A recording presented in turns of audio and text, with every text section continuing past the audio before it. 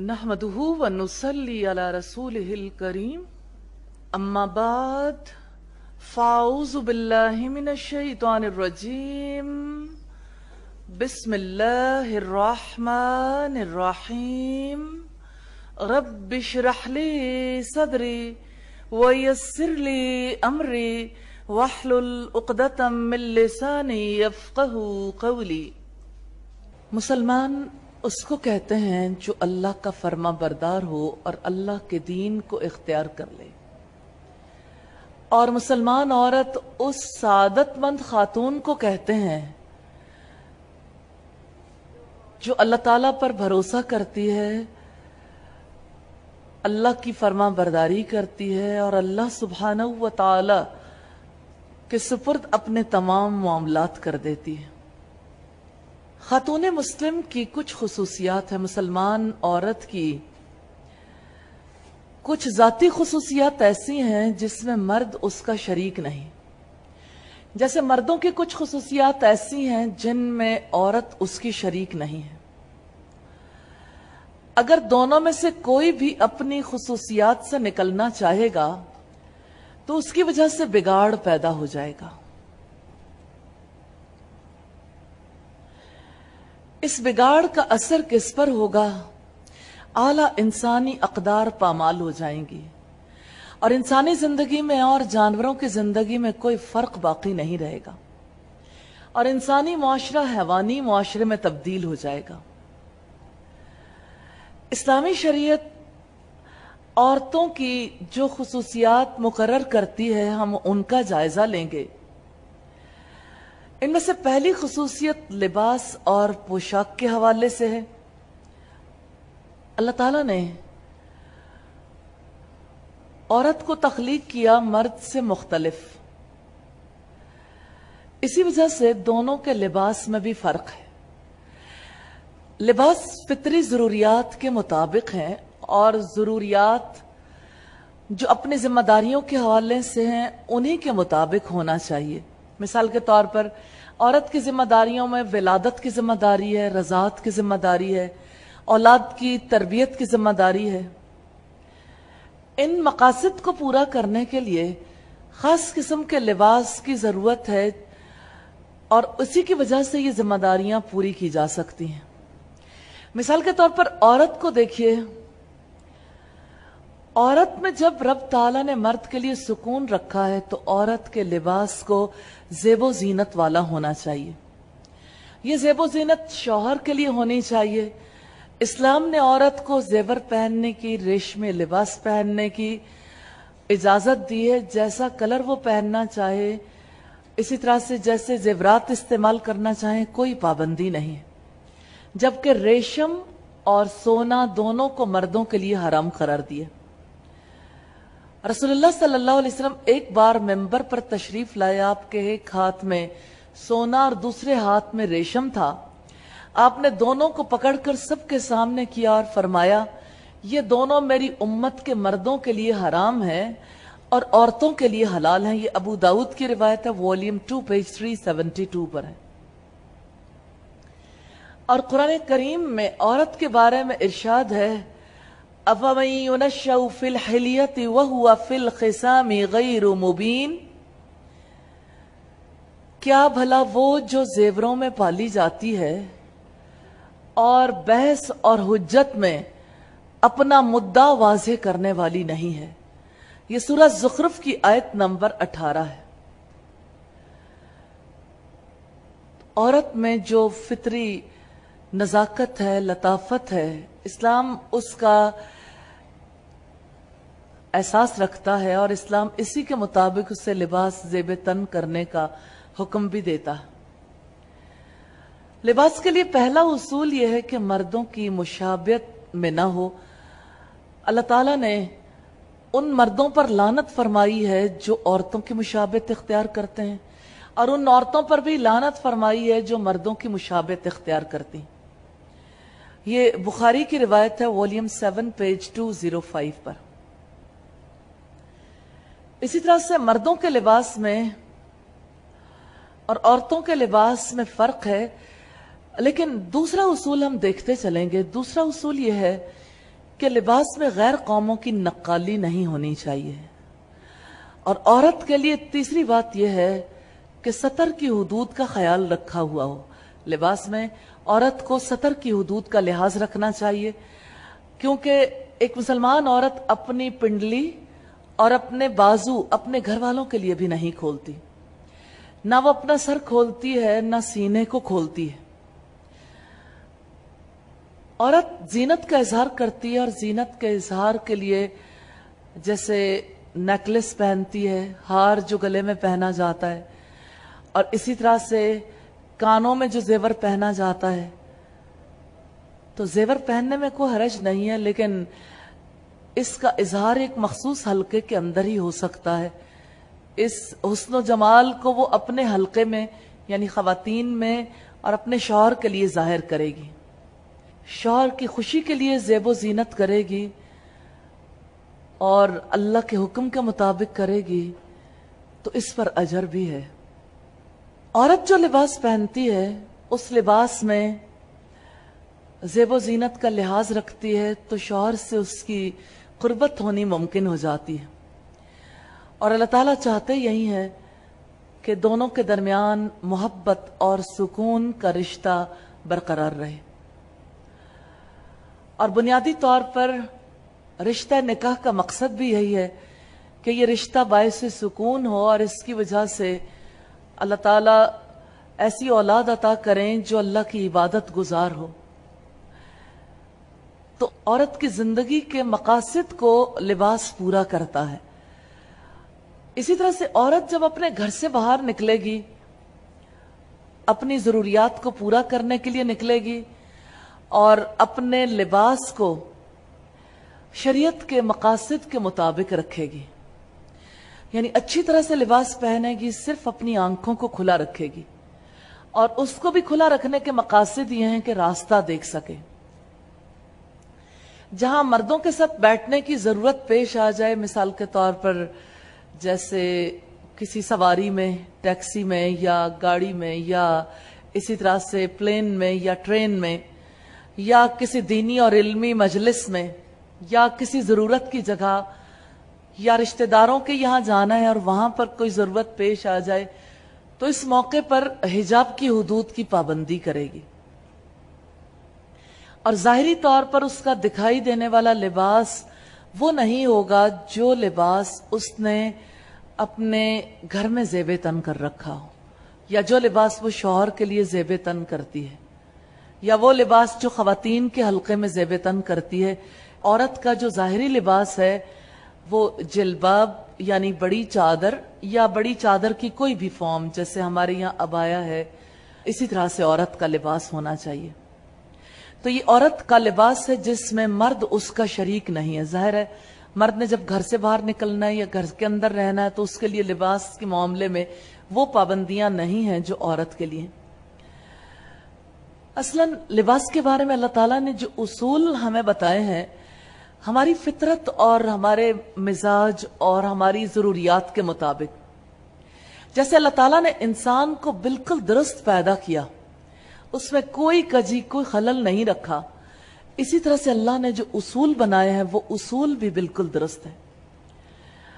اور حمد اس ذات کے لیے جس نے مرد اور عورت کی جدا جدا خصوصیات رکھی اور دونوں کے لیے جدا جدا اصول بھی بتائے.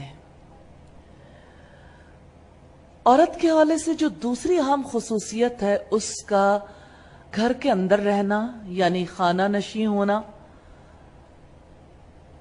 جیسے مرد کے لیے ایک دائرہ کار ہے، اس کے کام کرنے کی جگہ گھر سے باہر ہے، اسی طرح سے عورت کے کام کرنے کی جگہ گھر کے اندر ہے. تو عورت نے چونکہ بچوں کی پیدائش میں، ان کی پرورش میں، ان کی تربیت میں، پھر گھریلو امور انجام دینے کے لیے اپنا وقت گھر میں گزارنا ہے، تو وہ گھر سے باہر جب نکلے گی ضرورت کے تحت ہی نکلے گی. بعض اوقات ایسا ہوتا ہے کہ عورت کے لیے ممکن نہیں ہوتا کہ وہ پورے گھریلو امور اچھے طریقے سے انجام دے سکے، تو ایسے میں کسی اور مددگار سے مدد لی جا سکتی ہے. پھر آپ یہ دیکھیے کہ گھریلو امور نپٹانے کے لیے اگر ایک عورت اپنے لیے مددگار ضروری سمجھتی ہے تو دوسری طرف اسلام مرد کو اجازت دیتا ہے کہ وہ ایک سے زائد شادیاں بھی کر لے، تو اس طرح سے اسے مددگار بھی مل سکتے ہیں اور دوسری طرف اسلام کا منشا بھی پورا ہو جاتا ہے۔ پھر اسی طرح سے جب عورت نے گھر سے باہر نکلنا ہے تو اپنے ان حدود کی پاسداری کرنی ہے جو اللہ تعالیٰ نے مقرر کیے ہیں، اور اپنا کام پورے ہوتے ہی اسے گھر واپس آ جانا چاہیے۔ مسلمان عورت کے شایان شان نہیں کہ وہ بے مقصد گھر سے باہر وقت گزارے۔ اسی طرح سے تیسری بڑی خصوصیت ہے سرپرست ہونا۔ عورت کا ولی یا عورت کا سرپرست ہونا ضروری ہے۔ یہ خصوصیت بھی ایسی ہے جو مردوں سے مختلف ہے، کیونکہ بعض چیزوں میں وہ دوسروں کی محتاج ہوتی ہے، اور یہ عورت کی فطرت کی وجہ سے ہے، کیونکہ اللہ نے اسے پیدا کیا ہے اور اللہ تعالیٰ اس کی فطرت کے بارے میں بہتر جانتے ہیں۔ اس وجہ سے ولایت کا سلسلہ یا سرپرست کا سلسلہ بھی اسی نے مقرر کیا، جیسے شوہر کی سرپرستی باپ کی، بیٹے کی، بھائی کی، چچا کی، ماموں کی۔ جن معاملات میں سرپرستی کی ضرورت ہوتی ہے، ولی کی ضرورت ہوتی ہے، اس میں نکاح پہلا معاملہ ہے۔ عورت کے لیے ولی کی شرط ہے اور 2 گواہوں کی شرط ہے۔ پھر اسی طرح سے مہر بھی نکاح کی شرائط میں سے ایک ہے۔ عورت کے لیے ولی کا ہونا شرط اس اعتبار سے کہ اللہ کے رسول صلی اللہ علیہ وسلم نے فرمایا لا نکاح الا بولی، ولی کے بغیر کوئی نکاح نہیں ہے۔ تو ولی کی ضرورت نکاح کے موقع پر بھی ہے، اسی طرح سفر کے موقع پر، کیونکہ نبی صلی اللہ علیہ وسلم نے فرمایا کسی عورت کے لیے جائز نہیں ہے کہ 1 دن اور 1 رات کی مسافت بغیر محرم کے طے کرے، یعنی اتنا سفر ہو، اگر اتنا ٹریولنگ ٹائم ہے تو ایسی صورت میں اس کے ساتھ محرم کا ہونا ضروری ہے۔ یہ روایت صحیح بخاری اور صحیح مسلم کی ہے، تو اس لحاظ سے اللہ کے اصول کی پاسداری کرنی چاہیے، اور یہ واجب ہے مسلمان عورت کے لیے۔ اور ایسے میں اپنی جانب سے ایسے عذر نہیں تلاش کرنے چاہیے جس کی وجہ سے اللہ تعالیٰ کی حدود کی پابندی نہ ہو۔ سفر کے حوالے سے یہ بات ذہن میں رکھیے کہ جیسے آپ نے ایک جگہ سے دوسرے جگہ جانا ہے، ایک مقام سے دوسرے مقام پر،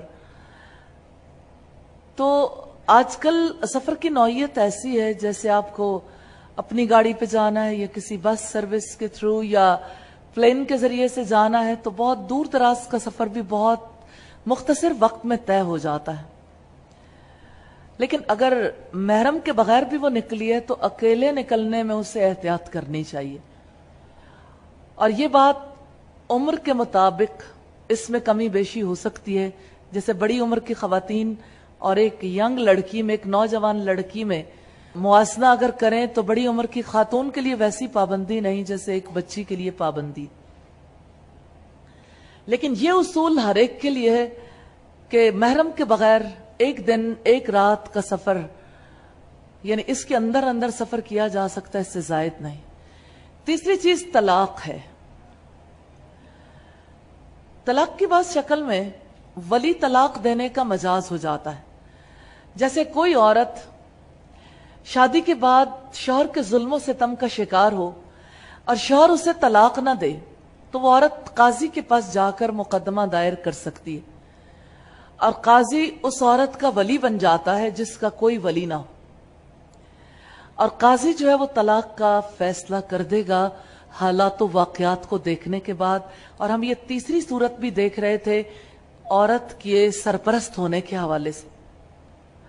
اسی طرح سے چوتھی صورت ہے کہ جہاں اسے کسی مرد کے ساتھ تنہا رہنا ہو، خلوت میں رہنا ہو، جیسے کسی ڈاکٹر سے چیک کروانا ہے یا آپریشن ہونا ہے، تو علماء یہ کہتے ہیں کہ ایسی صورت میں بھی محرم کا ہونا ضروری ہے، اگرچہ مرد اور خواتین ڈاکٹرز اور نرسیں موجود ہوں۔ چوتھی صورت फरीज़े जिहाद का सुकूत है। जैसे मर्द के लिए जिहाद करना फर्ज ऐन भी हो सकता है, फर्ज किफाया भी हो सकता है, लेकिन औरत जिहाद के लिए उसे रुख्सत दी गई। औरतों की ये खुसूसियात में से अहम खुसूसियत है क्योंकि वो अपनी घरेलू जिम्मेदारियों और निस्वानी कमजोरियों की वजह से माजूर है।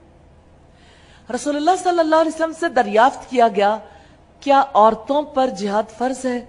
तो आप सल्लल्लाहु अलैहि वसल्लम ने फरमाया, उन पर ऐसा जिहाद फर्ज है जिसमें कत्ल व क़िताल नहीं है, जैसे हज और उम्रा। यह मुस्नद अहमद की और बुखारी की रिवायत है। इसी तरह से पांचवी खुसूसियत यह है जुमा और जमात का सुकूत। बाजमात नमाज अदा करना मर्दों पर फर्ज है और इसका बहुत बड़ा अजर भी है। एक नमाज जो अकेले पढ़ी जाए उसके मुकाबले में बाजमात नमाज के 20 दर्जे जायद हैं।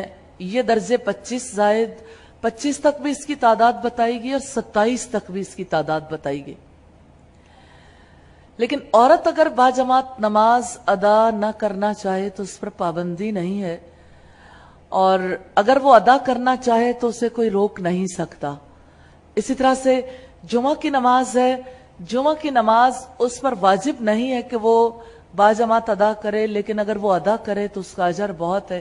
और सच्ची बात यह है कि ये जुमा और जमात में शमूलियत न करने की वजह से ख़वातीन के हालात ऐसे हो गए कि दीन से बहुत दूरी हो गई। जुमे के खुतबे में जो हिदायत दी जाती हैं और इसी तरह से जमात के साथ जब औरत नमाज पढ़ती है तो उसके साथ उसके बच्चे भी जाते हैं और बच्चे भी जमात के आदी हो जाते हैं, यानी बाजमात नमाज पढ़ने के।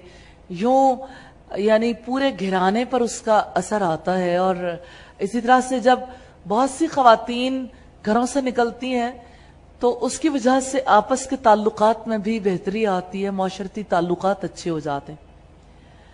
और जहां जहां लोग इसका एहतमाम करते हैं वहां पर मसाजिद के अंदर बाकायदा तालीमी निज़ाम भी कायम है, और उसी की वजह से ख़वातीन अल्लाह की किताब से, मोहम्मद रसूलुल्लाह सल्लल्लाहु अलैहि वसल्लम की सुन्नत से भी मुताल्लिक रहती हैं।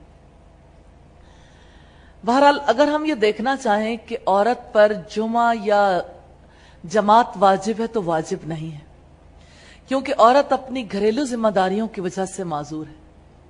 छठी चीज जनाजे में अदम शिरकत है। औरतों के लिए जनाजा उठाना, कब्र में उतारना, जनाजे को कंधा देना, चाहे वो अपना बाप, अपनी माँ या अपनी बहन या अपना भाई क्यों ना हो, इसकी मुमानियत आई है। और उसकी असल रीजन यह है, असल उसकी दलील यह है कि छोटी बड़ी तमाम तर परेशानियों से औरत को दूर रखा जाए ताकि वो अपनी जिम्मेदारियों को अच्छे तरीके से अंजाम दे सके, जिसकी अदायगी से मर्द कासिर है। सातवीं चीज औरत की आवाज का पर्दा है। औरत की आवाज सिर्फ महरम रिश्तेदारों को ही सुननी जायज है, जैसे शौहर, बाप, बेटा वगैरह। इसलिए औरत के लिए अजान, इकामत और बावाज़े बुलंद क़िरात को मशरू करार नहीं दिया गया। इसी तरह से औरत को जैसे उमूमी फतावा देने की इजाजत नहीं दी गई, अलबत्ता पर्दे में वो फतवा दे सकती हैं। इसी तरह से औरतों को खबरें पढ़ने की इजाजत नहीं है, क्योंकि बेसिकली बात यह है कि औरत की आवाज का पर्दा है। आवाज के पर्दे के हवाले से जो हुक्म अल्लाह ताला ने सूरा अल-अहज़ाब में दिया, नरम कलामी के हवाले से पाबंदी है, लेकिन ये बात भी जहन में रखिए, वक़ुल्ना क़ौलन मारूफा, कि वो नेकी की भलाई की बात कर सकती हैं, और नेकी की भलाई की बात करते हुए अपनी आम सादा आवाज में अगर वो बात करना चाहे तो इसमें कोई हरज वाली बात नहीं है। जाहिर है कि औरत की आवाज, अल्लाह ताला ने आवाज बनाई, उस आवाज में दिलकशी है, दिलों को वो खींच सकती है। इसी वजह से फितने से बचाने के लिए ये पाबंदी आयद की गई। लेकिन अपनी जरूरियात के लिए खवातीन ने, जाहिर है, घरों से बाहर भी निकलना है, कुछ खरीदना है, या औरत अगर बिजनेस करना चाहती है तो उसे कुछ बेचना है, ऐसे में जाहिर है उसे मर्दों से अगर बात करनी पड़ती है تو عام سادہ آواز سے اگر وہ بات کرتی ہے تو کوئی حرج کی بات نہیں ہے، لیکن یہاں پر جو آواز کا پردہ ہے، خصوصی طور پر جب عورت شیریں کلامی کرے یعنی میٹھے انداز میں بات کرے اور دوسرے عورت اگر اپنی آواز کا جادو جگائے، تو یہ چیزیں ایسی ہیں جس کے اوپر پابندی ہے۔ اسی طرح سے 8ویں چیز سربراہی ہے۔ نبی صلی اللہ علیہ وسلم نے فرمایا وہ قوم کبھی فلاح نہیں پائے گی جو اپنی زمام حکومت عورت کے سپرد کر دے گی۔ یہ صحیح بخاری کی روایت ہے۔ سربراہی کسی بھی طرح کی ہو، کیونکہ عورت جب سربراہ ہوگی تو اجنبی مردوں سے بات کرنی پڑے گی، ساتھ اٹھنے بیٹھنے پر، کھانے پینے پر مجبور ہو جائے گی۔ جیسے عورت کا معاملہ پیش آئے گا وزراء سے، قاضیوں سے، اسی طرح سے پولیس ڈپارٹمنٹ کے لوگوں سے، اور ڈیفرنٹ ڈپارٹمنٹس جتنے بھی ڈیل ہوتے ہیں ان میں مردوں کی کثرت ہوتی۔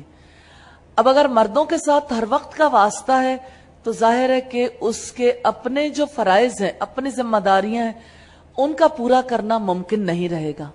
اسی وجہ سے اسلام اس بات کی اجازت نہیں دیتا کہ عورتیں اور مرد مخلوط ایک جگہ پر بیٹھیں، یا ان کی مخلوط مجالس ہوں یا مخلوط تعلیم ہو۔ اور اسی طرح سے عورت جس وقت سربراہ بنے گی تو سربراہ بننے کے بعد وہ اپنے فطری فرائض ادا کرنے کے لیے مجبور ہو جائے گی کہ اس کے لیے یہ ممکن نہیں ہوگا کہ فطری فرائض انجام دے سکے۔ اس وجہ سے یہ سربراہی ایسی ہے جس کی وجہ سے یعنی سوسائٹی میں عورتوں کے معاملات میں اور گھرانوں کے معاملات میں خلل آئے گا۔ اس وجہ سے اسلام عورت کو سربراہی کی اجازت نہیں دیتا۔ عورت اگر جہاد کے لیے نکلنا چاہے تب اس کے بارے میں اسلام کیا کہتا ہے؟ جب مرد لڑنے میں مشغول ہوتے ہیں تو عورتوں کو زخمیوں کی مرہم پٹی کرنے کی اجازت دی گئی ہے۔ اسی طرح ایسے فارم یا ایسے کارخانے میں کام کرنے کی اجازت دی گئی ہے جہاں مردوں سے اختلاط نہ ہو۔ مثال کے طور پر ایسی فیکٹری یا ایک ایسا ڈپارٹمنٹ ہے جہاں تمام تر خواتین ہیں، جیسے پیکنگ ڈپارٹمنٹ ہے، تمام تر خواتین ہیں، وہ اپنے فرائض ادا کرتی ہیں، کماتی ہیں اور گھر آ جاتی ہیں اپنا کام کرنے کے بعد، تو اس میں کوئی حرج کی بات نہیں۔ پھر اسی طرح سے ساری پابندیوں کے حوالے سے یہ بات بھی ذہن میں رکھیے، جوان عورتوں پر پابندیاں ہیں، بوڑھی اور سنے یاس والی خواتین کے لیے وہ پابندیاں نہیں ہیں۔ وہ اگر گھر سے نکلیں، مردوں سے گفتگو کریں تو کوئی حرج کی بات نہیں ہے۔ بہرحال ایک بات فضیلت والی ہے کہ عورتوں کا گھر میں رہنا زیادہ افضل ہے۔ 9ویں خصوصیت عدت گزارنا ہے۔ عدت طلاق کی بھی ہو سکتی ہے، عدت شوہر کی وفات کے بعد بھی ہو سکتی ہے۔ حیض والی عورت 3 حیض کی مدت عدت گزارے گی، اور کم عمری یا بڑھاپے کی وجہ سے حیض نہ آتا ہو تو 3 ماہ عدت میں رہے گی۔ 3 ماہ اور 3 قروء میں فرق ہے۔ 3 کا ورڈ یا یہ لفظ ذہن میں رہ جاتا ہے نا، اس کی وجہ سے لوگ پھر اگلی جو شرط ہے، اگلی جو بات ہے اس کو بھول جاتے ہیں۔ تو جوان عورت کے لیے، حیض والی عورت کے لیے 3 قروء یا 3 حیض کی مدت ہے۔ اگر کسی عورت کا شوہر انتقال کر جائے تو 4 ماہ 10 دن کی عدت گزارے گی، اور مرد پر کسی قسم کی عدت نہیں ہے۔ عورت عدت کے دوران نکاح نہیں کر سکتی، اور شوہر کی وفات کے بعد عدت ہے زیب و زینت نہیں کر سکتی۔ اگر شوہر نے بیوی کو طلاق دی ہے اور اب اس کی بہن سے نکاح کرنا چاہتا ہے تو اسے متعلقہ کی عدت گزرنے کا انتظار کرنا ہوگا۔ اسی طرح اگر کسی نے چوتھی بیوی کو طلاق دی ہے تو 5ویں سے نکاح کرنے کے لیے متعلقہ کی عدت گزرنے کا انتظار کرنا ہوگا۔ اس کے علاوہ صورتیں ایسی نہیں ہیں جس میں مرد کو انتظار کرنا پڑے۔ تو یوں ہم دیکھتے ہیں کہ عدت کے لیے بھی مرد کے لیے اور معاملات ہیں، یعنی مرد عدت نہیں گزارے گا لیکن عورت عدت گزارے گی۔ 10ویں خصوصیت ہے مہر کا حق۔ عورت کی خصوصیات میں سے نکاح کے موقع پر مہر دینا شرائط میں سے ہے۔ مہر مرد مقرر کرے گا اپنی استطاعت کے مطابق، لیکن مرد کو یہ حق نہیں کہ بیوی سے مہر کا مطالبہ کرے، اگرچہ نکاح عورت کی طلب اور پیش قدمی سے ہو، پھر بھی مرد اس کے لیے مطالبہ نہیں کر سکتا۔ اور وجہ یہ ہے وَلَيْسَ الذَّكَرُ كَالْأُنثَىٰ کہ لڑکے کا معاملہ لڑکی کی طرح یا مرد کا معاملہ عورت کی طرح نہیں ہوتا۔ یہ سورہ آل عمران کی آیت نمبر 36 ہے۔ 10 خصوصیات ہم نے دیکھی، 10 ہی کی رعایت واجب ہے۔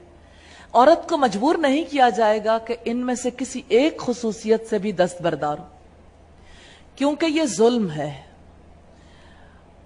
اور ظلم ناقابل قبول ہے۔ کیونکہ اگر ان میں سے کسی ایک چیز کے لیے بھی عورت کو مجبور کیا جائے تو اس سے معاشرے میں فساد پیدا ہوگا، اور معاشرے میں فساد ہو تو زندگی کا جمال اور سکون رخصت ہو جاتا ہے۔ اسی لیے اسلام نے مرد اور عورت کی الگ الگ خصوصیات رکھی ہیں۔ مثال کے طور پر اگر آپ دیکھیے تو لباس کے معاملے میں مرد عورت کو مجبور نہیں کر سکتا، نہ اہل خانہ مجبور کر سکتے ہیں کہ عورت سطر کی حدود یا حجاب کی حدود کی پابندی نہ کرے۔ اور اصول اس کا یہ ہے لا طاعۃ لمخلوق فی معصیۃ الخالق، خالق کی نافرمانی میں مخلوق کی کوئی اطاعت نہیں ہے۔ سبحانک اللہم وبحمدک نشہد ان لا الہ الا انت نستغفرک ونتوب الیک۔ السلام علیکم ورحمۃ اللہ وبرکاتہ۔